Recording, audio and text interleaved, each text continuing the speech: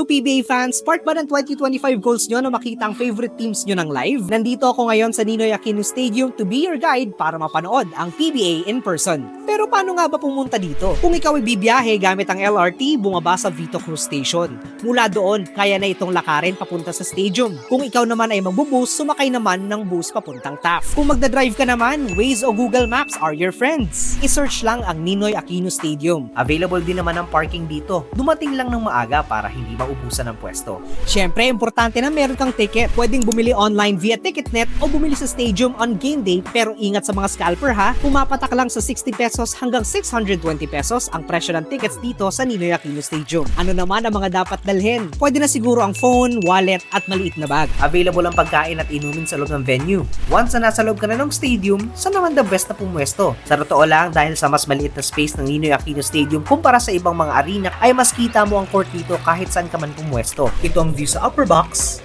at ito naman sa lower box. Sa seat sections na yan, madaling igala ang mata sa buong court dahil kita mo siya ng buo. Kadalasang nagpapalipad din dyan ng libreng t-shirt tuwing timeout. Sa patron seats, close ka pa rin sa action sa hardcourt pero baka maging annoying para sa iba kung may dadaan sa harap habang ongoing yung laro. Pero syempre, itatalo pa ba sa courtside at VIP?